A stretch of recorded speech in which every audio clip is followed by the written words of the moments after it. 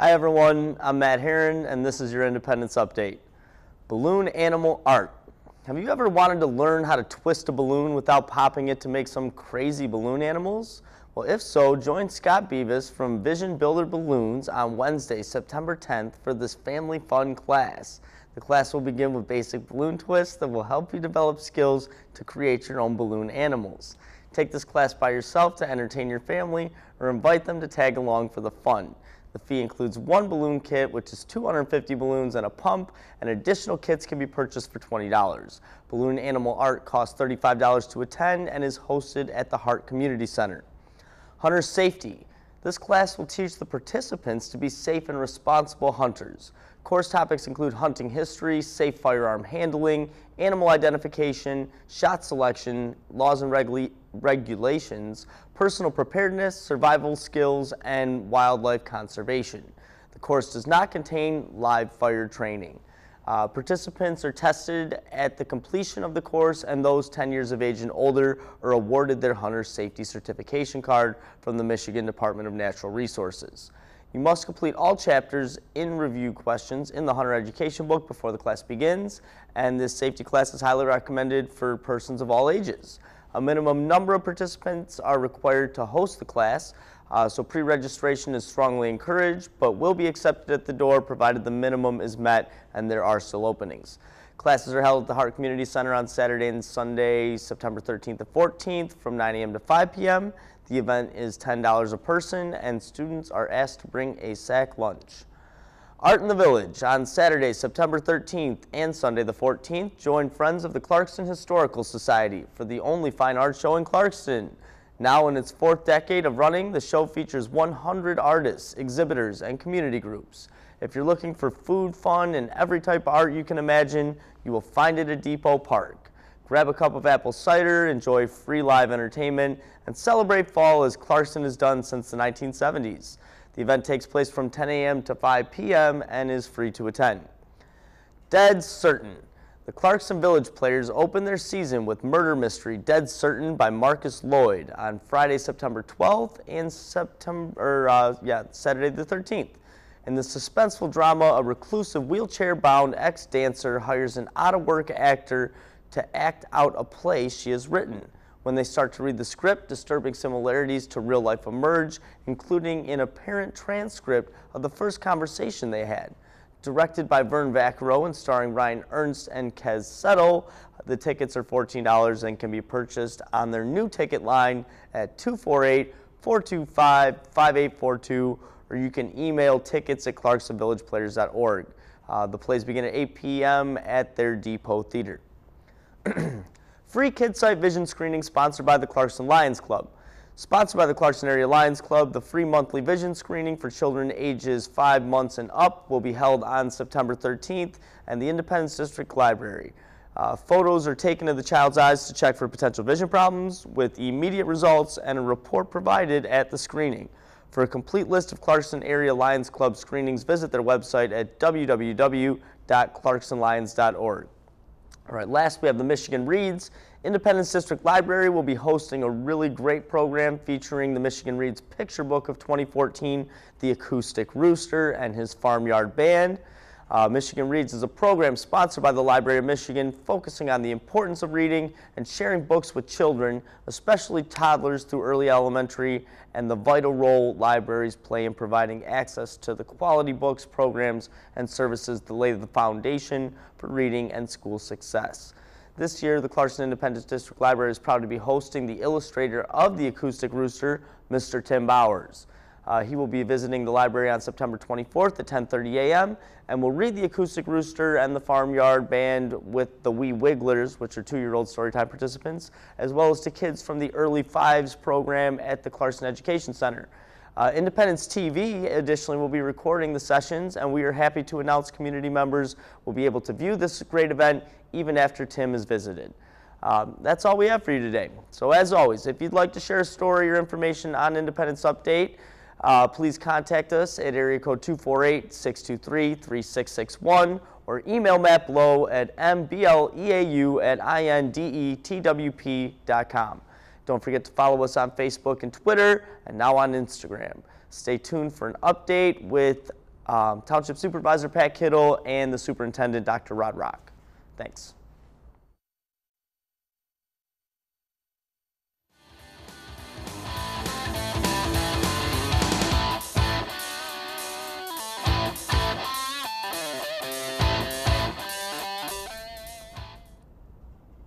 Hello, I'm Rod Rock, Superintendent of Schools. Welcome back to Independence Update. I wanted to talk to you today real quickly about three things. The first is, you hear us talk a lot about learning here in our school system. You hear from different people from the future of learning. You'll hear your students' teachers talk about learning. We are an institution that is about learning. That's the business of our business, about kids and making sure that they learn. We also have many, many other responsibilities to the citizens of our community. One of those is fiscal responsibility. We've done a great job in Clarkston over the last several years of being fiscally responsible. You've heard of other school systems around, unfortunately, who have closed school buildings, privatized transportation, and had many cuts to their staff members' salaries and so on and so forth. And we've been very fortunate in Clarkston this year, in fact, for the first time in many years, not to lay off staff, to have more staff hired in lower class sizes, and to increase our fund equity, all at the same time while we're settling contracts with our employees who are receiving an increase in their salaries. So we're doing a great job of being fiscally responsible. All of our teachers, all of our staff members, we watch every penny, and we make sure that as many dollars as possible are going to students and to learning. And we've been very successful in that, and I want to congratulate and thank everyone who makes that possible, including our school board, all of our staff members, our administrators, our parents, everybody who contributes. Thank you very much for all that you do to make us a fiscally responsible school system. And we'll continue to do so. The next thing I want to talk to you about is, in fact, learning. And this is a conversation that goes on constantly because, as I said, it's the business of our business. This morning I was on Twitter, I was reading a New York Times feed, and was some research on student learning. And they looked at some reflection pieces in their students, middle school, high school, and they asked kids, one group of kids, just to do some general reflections about the learning, just to summarize. And then they asked another group of kids to do something similar, only make personal connections to their own learning, to talk not only about a summary, but also how does that relate to me, whether it's calculus, physics, any kind of learning. And they found that the kids who make personal connections to learning, they remember, recall, they do better on tests than the kids who just summarized. And I think that's an important thing for us to remember as we're having conversations at our dinner table, as we're talking to our kids about their learning, not just what did you do in school today, but how did it relate to your life. And as parents, we can talk about, this is how it relates to me. Maybe you don't see, maybe you could say to your child, perhaps you don't see this connection, but this is how it's relevant to me in my life, how this physics, this calculus, this mathematics, this writing process, how meaningful that is to me in my life. And then kids will remember that more and help them make personal connections on their own. I think that's a very important thing for kids to be able to do, not only in terms of academic achievement, but also in terms of citizens of our world. And the third thing I wanted to talk about, I wanted to speak directly to our students. I know that all of you are coming back to school this week, or over the last 2 weeks, that you're perhaps in new buildings, new classrooms, you have new teachers, new faces, new principals in your hallway, new opportunities. I just want to say to all of our kids, no matter where you come from, if this is your first year in Clarkston, if you've been here for many years, if you just moved into the neighborhood, you belong here. This is your school system. There's no one person or any group of kids who belong here more than any other group of kids. This is your school system. You belong here. You deserve to feel safe. You must feel safe. You must have your needs met. So feel included. Voice your opinion. Talk. Get involved. Take part in a club. Talk to your teacher. Make personal connections with people around the school. Have relationships. Have close friends. Treat each other with dignity and respect. When you have a difference of opinion, instead of just arguing and trying to be right, really try to seek to understand what the other person thinks. not in an offensive way or I have to convince you of my opinion, but really try to understand what led that person to that conclusion, what makes them think that. Have a conversation, work things out. Differences of opinion are healthy things. They help us learn and connect. And I want to encourage you to have great conversations with one another, meaningful conversations, and to feel included. This is your school system. This is your educational experience. Please treat each other with respect. Use your words. Work things out. I want you to have a great school year, great experiences in your classrooms and on our playing fields, in the band room, and so on and so forth. Let me know what I can do for you. Thanks for listening to me for a few minutes. I look forward to seeing you again soon.